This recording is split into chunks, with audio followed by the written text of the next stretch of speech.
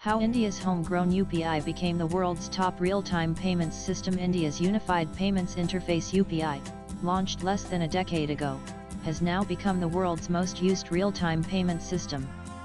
In its June 2025 report titled Growing Retail Digital Payments: The Value of Interoperability, the International Monetary Fund (IMF) revealed that UPI now powers 85% of India's digital payments and nearly 60% of global real-time digital transactions. UPI is processing over 640 million transactions every day, surpassing global giant Visa, which sees about 639 million daily.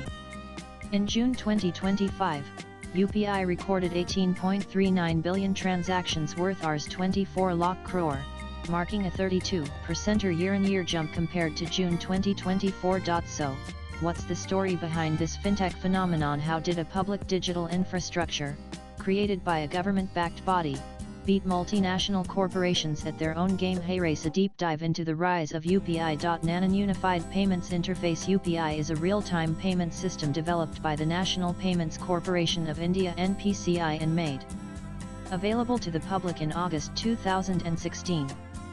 Built atop the immediate payment service IMPS infrastructure, UPI allows users to link multiple bank accounts into one mobile app, enabling instant fund transfers, peer-to-peer payments, merchant transactions, and even recurring bill payments. Unlike traditional card-based systems that involve intermediaries and longer settlement periods, UPI facilitates instant and direct bank-to-bank transactions, 247, including holidays. The key innovation lies in interoperability.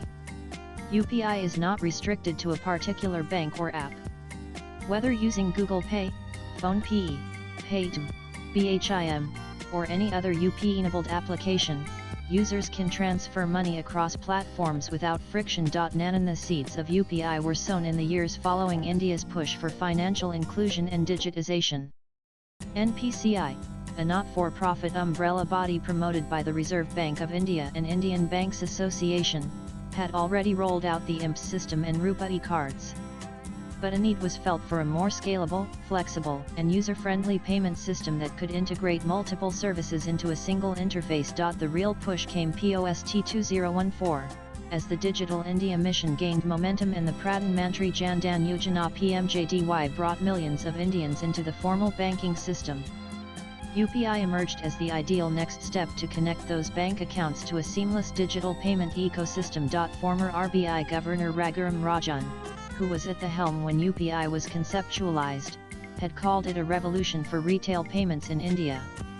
Speaking at an event in 2016, he said, "The country has the most sophisticated public payment infrastructure in the world, which can be accessible to anyone who enters the system." NAN While UPI was gaining steady traction in its early years, the COVID-19 pandemic acted as a major catalyst. With physical distancing, lockdowns, and a sudden aversion to cash handling, digital payments skyrocketed. UPI saw exponential growth between 2020 and 2022, reaching over 6 billion monthly transactions by late 2022. With zero cost to users, wide availability across urban and rural India, and support in multiple languages, UPI became the go-to for both consumers and small businesses. The government's push to promote QR code-based payments, especially through schemes like PMSVANity for street vendors, also brought millions of informal economy participants into the fold. By 2023, UPI had outpaced debit and credit card transactions in both volume and value, according to Reserve Bank of India's annual report. NAN As of June 2025, NAN UPI powers over 85% of India's digital retail payments, and it is now accepted by over 500 million users. The NPCI's vision of open architecture and standardized APIs application programming interfaces has allowed private players like PhonePe and Google Pay to thrive while keeping the underlying system neutral and publicly governed. NAN interoperability and open access. The IMF report highlights interoperability as a key driver behind UPI's growth, noting that it supports the adoption of digital payments by increasing users' freedom to choose their favorite app and fosters an ecosystem where more providers join and improve, offering better features and security. Cost and convenience. UPI's meteoric rise was also driven by its zero-cost structure. Since January 2020, The Indian government has enforced a no merchant discount rate (MDR) policy on UPI transactions, meaning merchants are not charged any fees, even for small value or high volume payments. The Finance Ministry has repeatedly clarified that there is no plan to impose MDR, calling reports to the contrary completely baseless and misleading. With no charges for consumers and no burden on merchants, UPI emerged as the most economical way to transact digitally across income levels and geographies.